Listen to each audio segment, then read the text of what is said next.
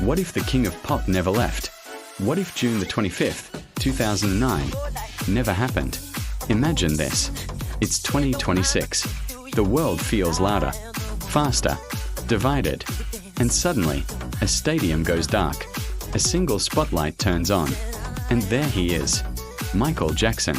Older, wiser, thinner face, silver strands in his hair, but the same posture, the same presence, the same gravity. The crowd doesn't scream immediately, because for a second, no one believes it. He stands still, then he moves, just one step, and the world remembers. Not just the moonwalk, not just the spin, but the silence he used to command. Because Michael Jackson was never just a singer. He was atmosphere. From a child in the Jackson 5 to the most recognized face on earth, he didn't just perform music. He reshaped culture. He transformed music videos into cinematic experiences. He blended pop, rock, soul, R&B, and global influences before globalization became a buzzword. But what if he had survived into this era? The streaming era, the algorithm era, the cancel culture era. Would he adapt? Or would he dominate?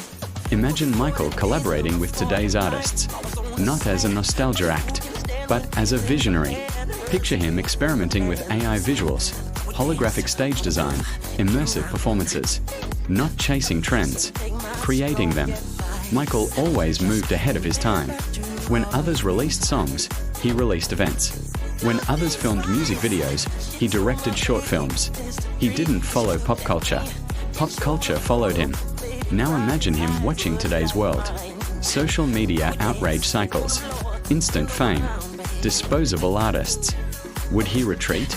Or would he respond the only way he knew how? Through art, through spectacle, through message.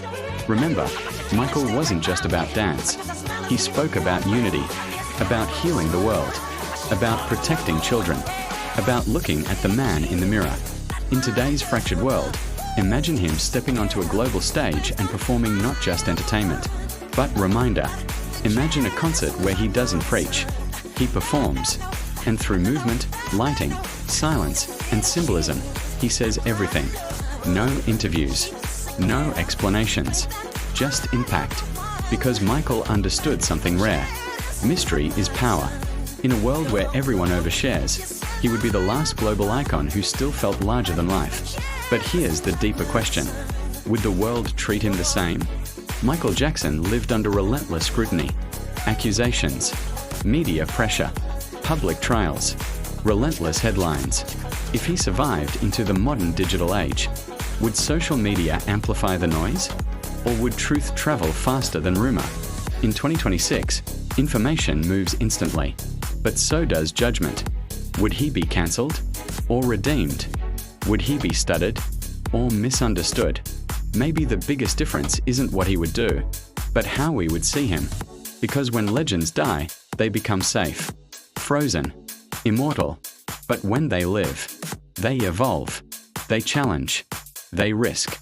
If Michael Jackson were alive today, he wouldn't just be a legacy artist.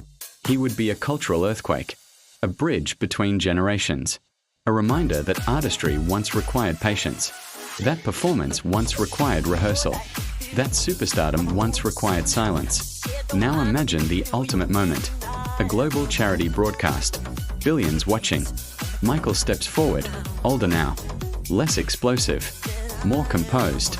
He speaks quietly, not about fame, not about charts, but about responsibility, about what we do with influence, about how the world can be better than the headlines. And then, he performs one final dance. Not flashy, not aggressive, just precise, controlled, iconic. And the camera pulls back, not to show him, but to show the crowd. People crying, smiling, holding each other. Because for a moment, the world feels unified again. What if Michael Jackson was still alive? Maybe the world wouldn't be perfect. Maybe controversies would still exist. But maybe we would remember what it felt like when music wasn't background noise, when performance wasn't content, when an artist could make the entire planet stop for 4 minutes. And maybe that's what we lost the most. Not just a man, but a moment in time when art felt bigger than the internet.